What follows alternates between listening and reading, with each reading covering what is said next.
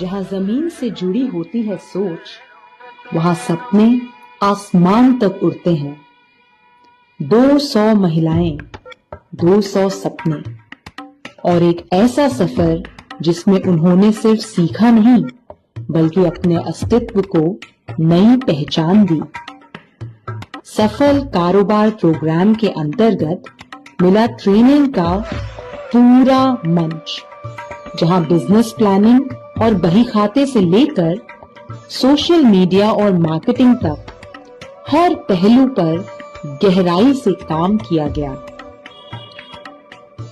एक एक सपने को, एक एक बिजनेस को तराशा गया और बनाया गया पिच रेडी।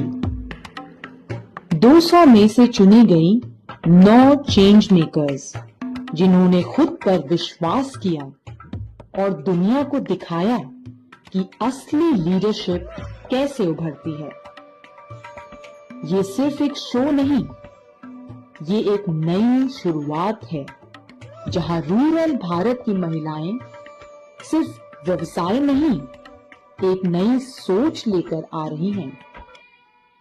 जब एक महिला आगे बढ़ती है, तो पूरा समाज साथ चलता है। धनोत्सव उसी बदलाव का प्रतीक है, एक ऐसा मंच जहां सपने होते हैं साकार। धनोत्सव, सपनों का महोत्सव।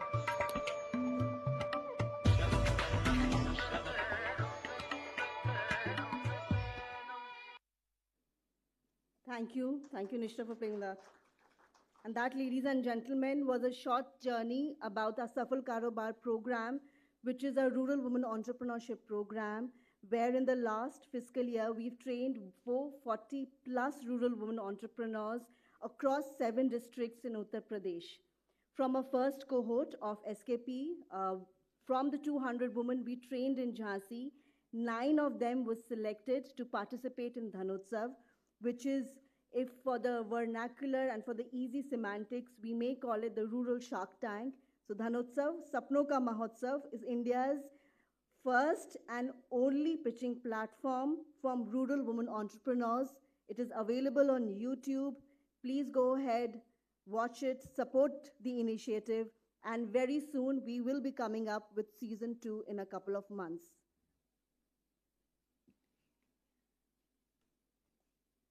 I would now like to invite our keynote speaker, Dr. Rashmi Singh.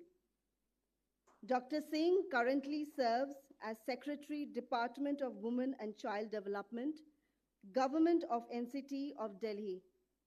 Additionally, she holds charge as Chairperson of the Delhi Commission for Women and Protection of Child Rights. A senior IAS officer with over 3 decades of public service, she is known for her human-centric leadership in advancing women's empowerment and social governance. Her work has been recognized with the CAPAM Award for Excellence in Public Administration, not once, but twice. The Stree Shakti Award conferred by the President of India and the Leadership Award for International Alumni for the University of Minnesota. Dr. Rashmi, it is truly an honor to have you here with us today. Your work at the intersection of policy and social impact has been nothing short of transformative, ma'am, and I know everyone in this room is eager to hear you. Thank you so much, ma'am. So, good morning, everyone, and it's kind of little tough to be shifting from one very critical, sensitive topic that I was at, incidentally, in this building itself, and that was child rights, and that was child protection system, and that was all about convergence of efforts, putting child at the center. And so I was really hoping that when I come here, I would have the benefit of hearing some people on this, again, very critical topic, and that too, centered around women and centered around concern, which is not just like a national concern, but globally a matter of concern for all countries. But I did not have the benefit of hearing speakers before me. And I was also hoping that maybe I'm given some triggers, to be sitting in a panel and, then getting to respond to some questions. But again, I don't have the benefit of, getting those. So please do not mind if I, try and structure my thoughts around the issues through certain trigger points which were sent to me, because I did ask that what are the trigger points on which, you expect a response from a practitioner like me who's been working on the subject of women's empowerment, creating better ecosystems centering around women. But here it is, of course, going even beyond women to be talking about, sustainability as a whole, environment protection as a whole, and looking at, of course, the livelihood potential for women, while looking at, probably creating more of green economy. And in terms of setting foundations as to why this topic is very important, I think a lot would have been said from morning, because I do understand that from 8:30 in the morning, you're probably discussing this topic, where the kind of data sets, the kind of indicators which underscore the importance of why climate action is important, why it is urgent, why there's need to do it now rather than waiting for tomorrow. So I think more than any data set, it is important that end of sessions like these, we go back more awakened, more sensitized, and with a better commitment as to what individually we can do on a particular theme that we have been speaking about, reading about, sharing experiences with each other. So I will not talk much about the urgency. Urgency is what the how we personally resolve to respond urgently is, for me, the basic core and philosophy of urgency of this conversation, because it is something which again involves all of us in our daily lives, in terms of the quality of air that we breathe, in terms of the quality of water that we drink, in terms of quality of care economy that we see around, which again affects all of us, in terms of the kind of resilience in the system which is able to take a shock, which is able to, take unpredictable, unforeseen events happening. So it's that resilience that we are talking about. So important again that we look for solutions for climate action centered around women, good practices which are there, innovations which are there, but which need to be scaled up. That is what I keep challenging myself, that rather than patting ourselves in terms of thinking about, pockets of excellence, islands of innovation, what is today very important is that mainstream these innovations, mainstream these, the pockets of excellence which we look at. Why not take it to the scale and speed of action which today we are capable of? In terms of resources, we are capable of. In terms of human resources, we are capable of. But what is needed is probably that collective thinking, that shared ownership, that collective action plan. And I think forums like these, when different set of stakeholders, again, I'm sorry that I don't really know, in terms of who all are represented here. But I do think that step through the UnPollute Sustainability Conclave has made sure, by what I saw just when I was coming here, with the type of people who have been brought together, that people who matter and their resolve matters. So I do think it is possible that if we today resolve that wherever we are, how do we take these islands of excellence forward? I would talk about some of my personal experience in terms of, the way I have seen the challenges and solutions emerging in places, say, like Jammu and Kashmir, now Andaman and Nicobar Island. Again, very fragile economy, fragile ecosystem, fragile environmental conditions there. And many of you, probably Jammu and Kashmir, may not be very, very familiar in terms of, what the entire potential therein. But you see, in terms of the tourism potential, there's been huge surge over the period. Despite challenges, there's been huge surge. Now, when I look at, again, the need for climate action, so what is bringing in people over there? And what is like one of the ways in which probably you can reduce, the risk involved is making the economy grow, making the youth thrive, making the women there be a part of the governance system.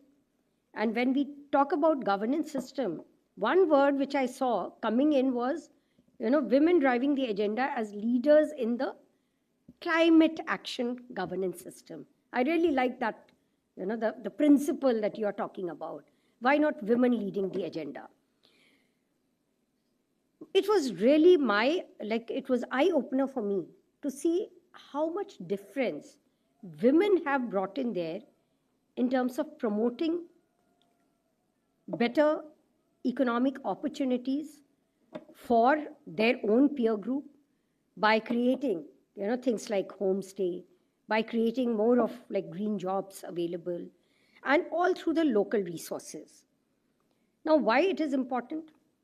If it was not taken in that kind of earnestness, even the period that I've been there, I could see that the place was going through, huge climatic shifts. आपने भी सुना होगा, गुलमर्ग में बर्फ नहीं गिर रहा है, लोग इंतज़ार कर रहे हैं, गुलमर्ग में जाने के लिए इंतज़ार कर रहे हैं क्योंकि वहाँ के स्की रिसोर्ट्स जो है या स्की स्पॉट्स जो है वो वहाँ का इकॉनमी का मेन स्टे है, लेकिन नहीं बर्फ़ टाइमली आने के कारण वो इफ़ेक्ट हो रहा है। या वहाँ के फूलों की वादियाँ जो कि बड़ी फेमस है, जहाँ आप जाना चाहते हैं, या वहाँ के जो ऑर्चर्ड्स हैं जो बड़े फेमस हैं, whether apple orchard or all kinds of fruits, name it, जो बड़े फेमस हैं, तो everything is dependent upon a certain, ecosystem of environmental conditions. There was this huge concern कि नहीं, पहले जहाँ एयर कंडीशनर नहीं थे वहाँ अब घरों में एयर कंडीशनर हो रहे हैं in a place like Srinagar, and the first year that I was there, I experienced that, and I was actually staying in a beautiful place जहाँ का पानी बड़ा famous हुआ करता है, चश्मे शाही. I don't know how many of you have experienced the water of Chashme Shahi, the spring water of Chashme Shahi, the natural spring water. But over the period, now what was getting challenged was that the quality of water was getting affected. The quality of the traffic flow, that is getting affected. तो tourist तो आ रहे हैं लेकिन उनका experience क्या हो रहा है? टूरिस्ट जो जा रहे हैं वो वेदर के लिए जा रहे हैं, टूरिस्ट obviously good air के लिए जा रहे हैं, but what has been the experience? So this entire thing about climate action, how I saw was that a group of women, and not just one, but umpteen in number, youth umpteen in number, women, the youth, the girls who cared about environment, started using local, good practices. This morning I was talking to a very special, younger colleague, Shaila, who used to be my neighbor. Shaila, how are the trees doing that you planted? So it's not just that she planted, but she makes sure that she protects those trees. She makes sure that she creates more and more of such local community groups where, it's not about just waiting for big things to happen, but every day, the kind of principles that we talk about for climate action. I was secretary in New Delhi Municipal Council, and we used to, keep talking about the 3 R's, which is reduce, recycle, and reuse, right? the 3 R's. Why? Because obviously there is now a huge competition amongst all the cities to be scoring well in the Swachhata scorecard through the Swachhata action plan that we plan for the cities, to be actually be able to earn that smart city, good ranking. So I'm glad that sanitation, the way you dispose the waste, the solid waste management, they all form, part of this competition. And there are, by the way, when I again bring women into the core, there are states which have done very well.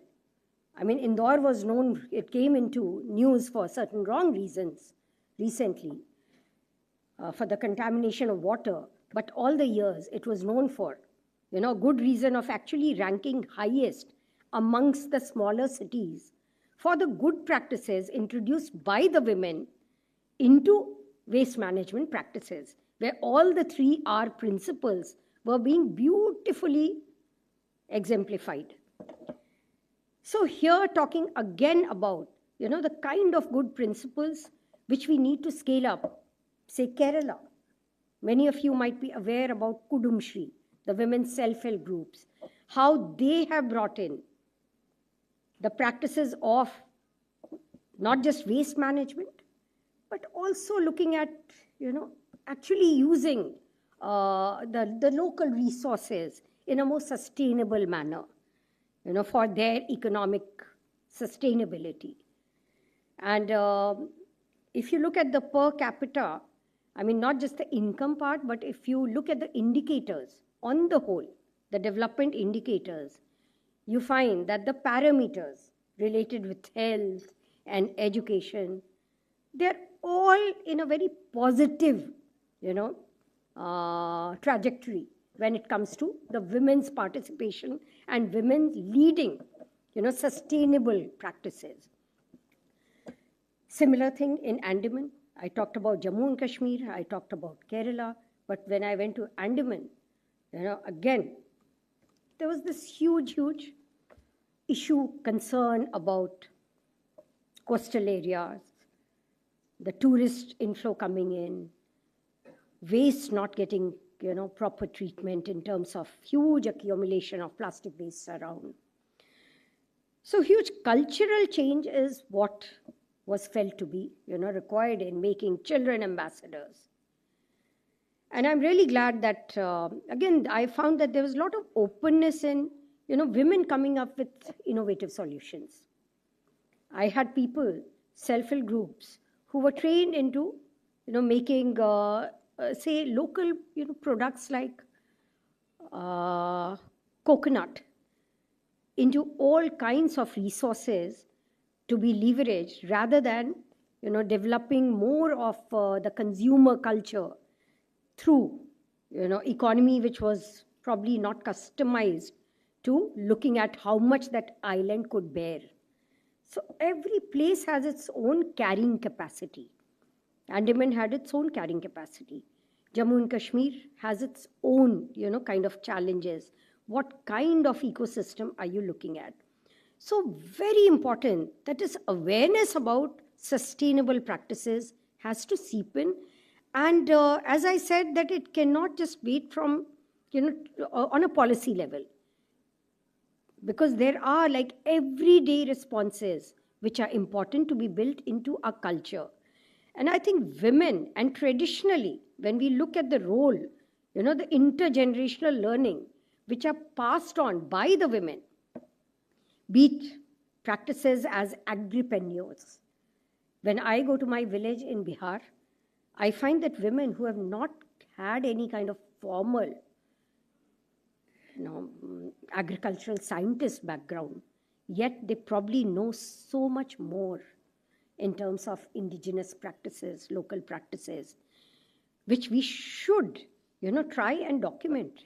And we should try and have those created, in the form of learning materials to be used for others. Because I find that many of these practices otherwise are just going to disappear. And it is happening because, the kind of communication that we need, the kind of repository of knowledge that we need to be built. So there's somehow, we are not able to actually take it to that level of grassroots penetration, whether in terms of getting the indigenous knowledge practices of the tribal women living in the forest, or on the fringes, or as I said, that the local communities in in other states of they are not getting documented. So I think very important that we recognize that kind of leadership coming from practice, coming from indigenous practice, coming from local practice, and organizations like these, which are looking at ways of creating more of good practices to getting scaled up. I think important that we have knowledge sharing done by the women who have probably never been able to come and talk using a mic. मुश्किल होता है सबको कि mic पे आकर के बोलने के लिए, लेकिन शायद उनकी भाषा में जाकर के हमें करना होगा. We have all kinds of tools and technologies. AI large language module पे काम कर रहा है. तो वो अगर हम कैपेसिटीज लेकर के आते हैं क्लाइमेट एक्शन में, women का role in various kinds of whether agriculture based practices or जैसे once again if I go back to Jammu and Kashmir, how they recycle, and the shawl that I'm wearing, why I particularly decided ये शायद 100 साल पुराना कहीं का it was like a curtain and given in some kabadi, which somehow it came to me when I went there. I bought it and had it recycled. So women actually are capable of, creating those kinds of, innovative practices for the use of each and everything which we might not recognize the importance of. So usko, because I think it is very important that coming in forums like these, as I talk to you, I also get a chance to reflect. I mean, I'm being very honest that I get a chance to reflect. So I think as government, be it any policy, we should also try and see that be it any sector, whether horticulture, technology-enabled documentation and dissemination and customization, so that the benefits of whatever we are talking about, that goes to the last mile. Because again, the benefits cannot remain just in policy. Benefits cannot remain just in looking at, certain recommendations coming. So I think what is very important that if we feel that, okay, something works, why not get it more and more, localized through the support of various stakeholders. We don't have to do everything ourselves.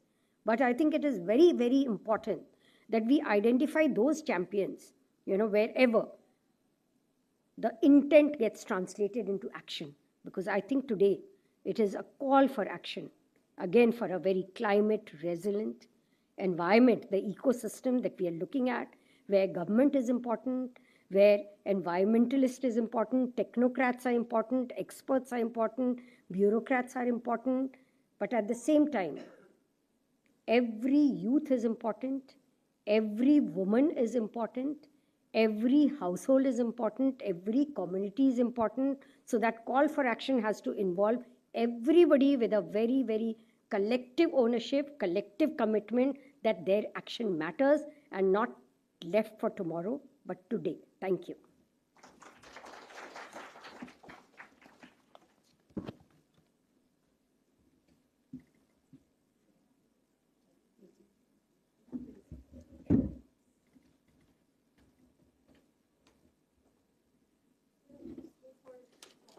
Absolutely. You want some questions? Maybe I think you have a crowd. Yeah, because actually I don't like monologues, so it's better that you can have.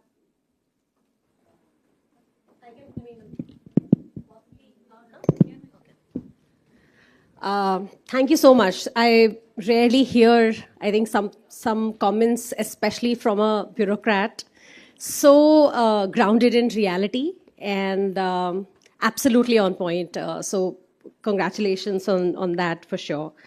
I think you immediately brought to the point the role of women in, let's say, the waste management space. I don't want to talk about climate at large because it's such a wide topic. And you talked about the 3 Rs and how it comes so organically, so naturally to women to be drawn to that idea. Today, however, because I work in a venture capital fund, so I realize that funding businesses like those is harder than funding a traditional business. In simple words, making a new shawl is today cheaper and easier than actually procuring, recycling, and reselling a shawl, right? And it's just so unfortunate, but that's the reality of the world today. What can government do, or what is today government's thinking on specifically promoting this segment of business? Because left to market forces, these businesses will not attract that quality of capital. So, yeah, that's my specific question. Thanks. One which is immediately coming to my mind is GI. Yeah, the geographical, the tagging of the. If we use this as an example, so anything which comes as a GI, that it's like localized, so value goes up. So if the value goes up, the ethnicity, that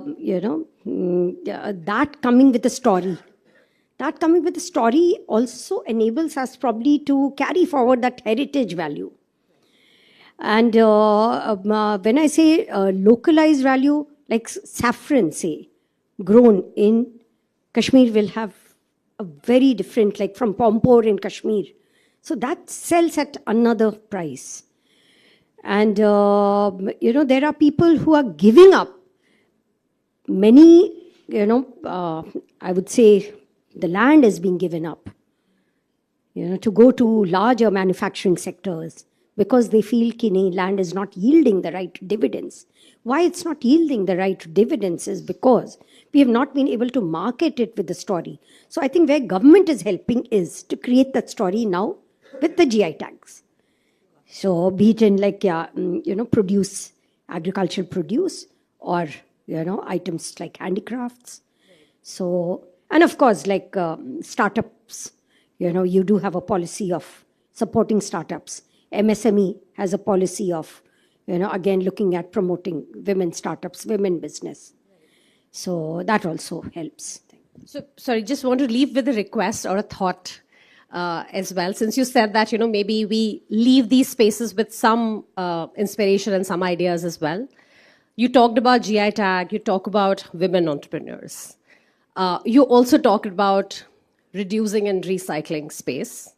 My request is if we can specifically come up with funding on reused and recycled sort of businesses, especially being led by women, I think it would really be a game changer in the space of waste, climate, pollution, whatever you would think of. So that's a very, very, very good suggestion.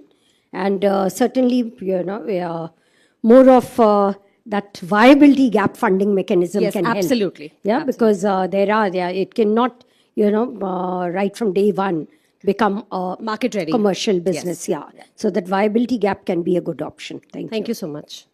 Other questions? Yes, I see a hand there. Pass on the mic, please.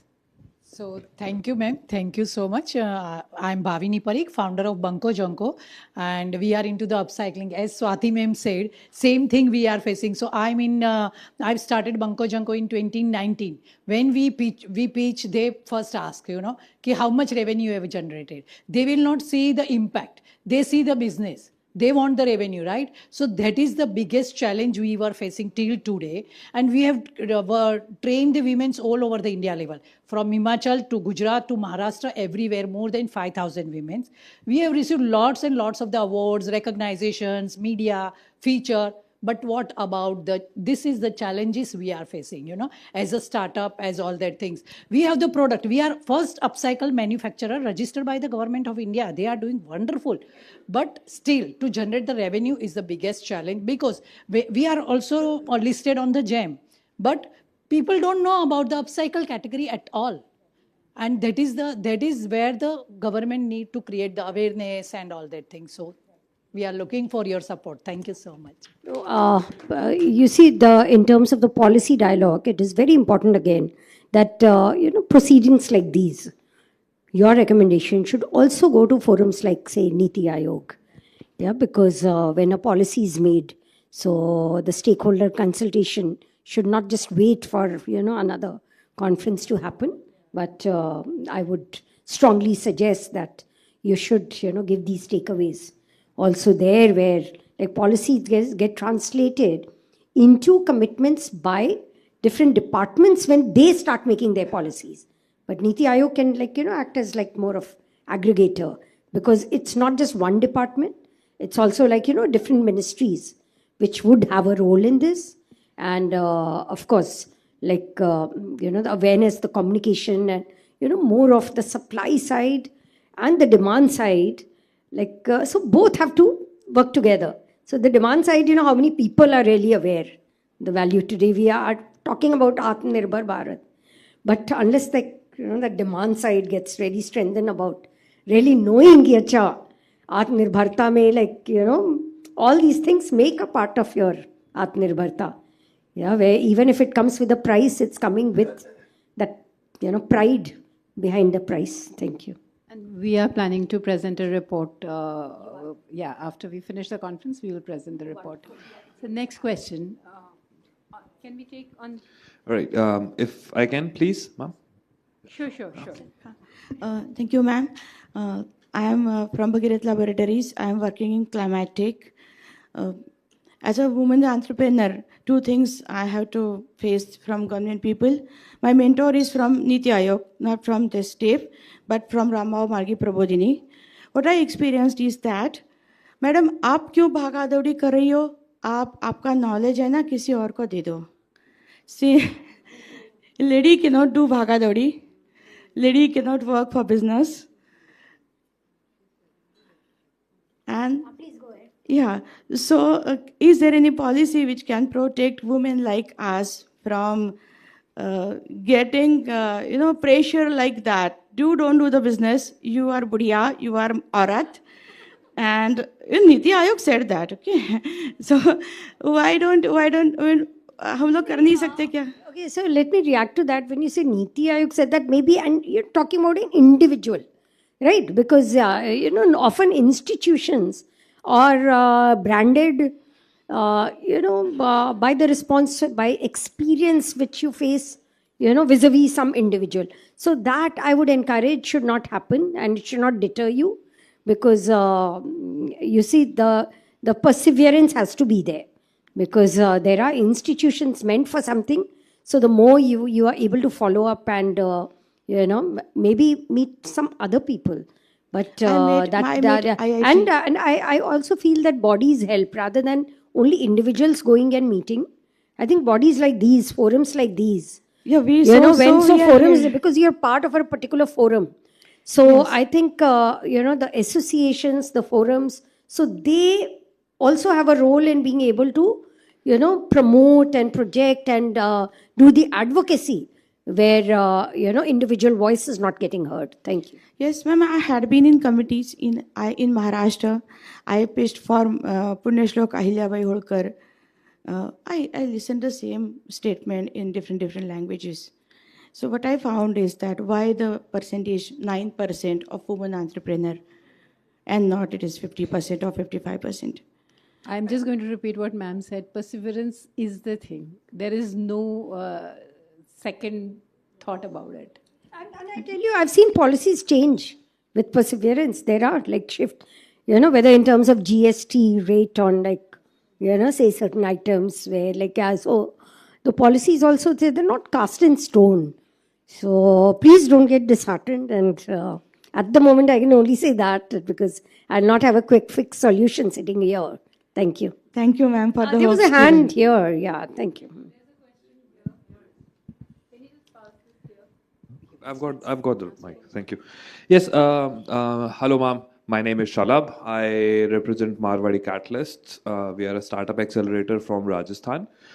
During your speech, you talked about some heritage techniques which we should market to the people so that people would learn more about the women using heritage techniques for farming, right? Moreover, my question was, wouldn't the technology which other countries are using, bringing those technologies in and getting more productivity out of our farms would be better instead of marketing the traditional agriculture technologies which we have been using so far? Yeah, I think it has to be a combination of both. Very important because you have certain USP, and that USP. I'll give you an example. Say in Bihar, in Rohtas district, Aurangabad, Bihar, where I kind of hail from. I saw that wonderful rice which was being grown over there, and the same rice now basmati in Dehradun. Uttarakhand basmati is very famous and selling at a very high price. And in my that native place, selling at very low price. Whereas when the connoisseurs, food, when they tasted both, they said that this local one was so much better, but yield would be less. Yeah, so yield is less. Now it's like, your A2 milk, yield is less. Your Jersey cow, yield is much more. But compare the benefits of both and see the value of both. So I can bring in the best of technology to enhance the yield and better fetch economic returns. But look at again the benefits out of it. Out of a particular quality of milk, out of a particular quality of rice, which is so much better, yield is less. But if I do better marketing, so it's all about whether I'm going in for the genetically what do you call it, it's modified, yeah, GM, right, GM crop, or so technology definitely will have to come to play in terms of some of the good practices, but not always the final answer. Thank you. Madam. Hello, ma'am. Namaste. Interest of time, we'll take two more questions. Sorry, yeah, hi. Namaskar, ma'am. My name is Neha Upadhyay. I work in Leh Ladakh region.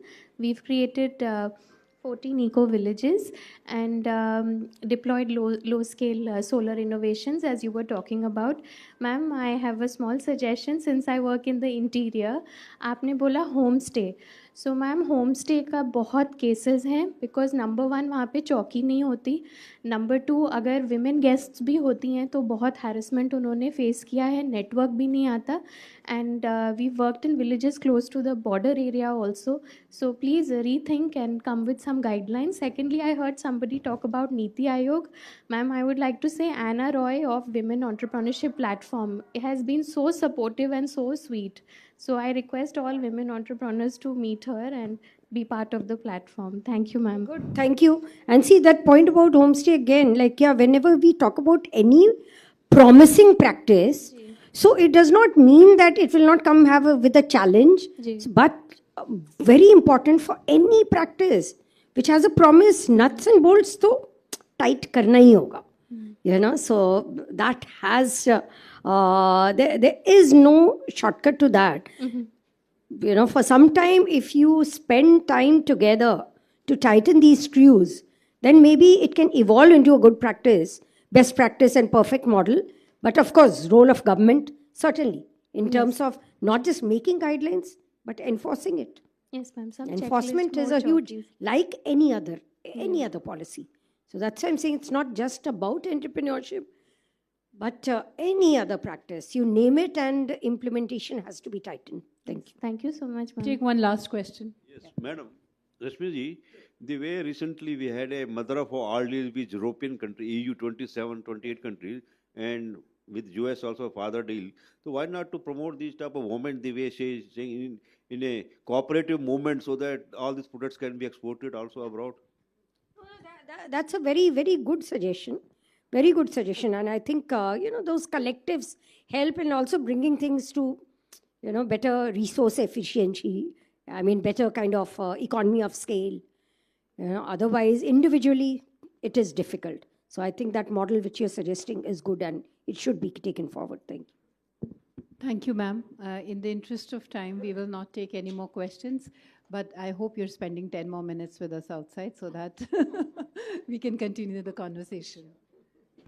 Thank you so much, ma'am. And may I request to kindly remain on stage, and we would like the honor of felicitating you. Uh, Renu Shah, please. It's right there.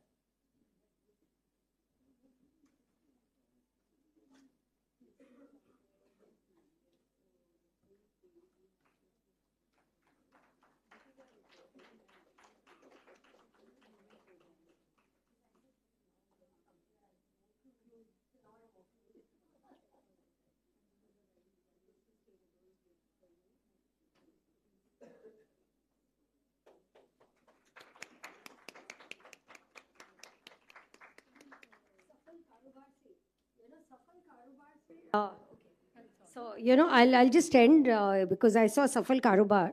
So, we had like this, innovation by self-help group women, again, Kashmir, I'm talking about. They named it Asli Dahi. And why Asli Dahi? Because, the quality of milk, quality of curd, it was so amazing. Any dairy product, name it, it is so amazing. But that is the USP, the local USP of the place. So that has to be projected.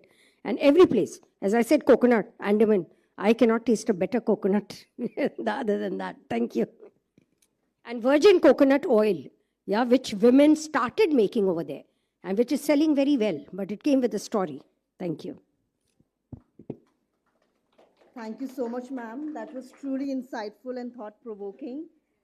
And we heard about intent into action through data-driven, informed decisions and cross-sectoral collaborations, government, industry, youth, NGOs, and most certainly the rural networks. We now break for lunch, ladies and gentlemen, an opportunity to pause, connect, and carry forward today's ideas into meaningful conversations. We look forward to welcoming you after the break for the afternoon sessions. Thank you. Please join us in the next 45 minutes. Thank you.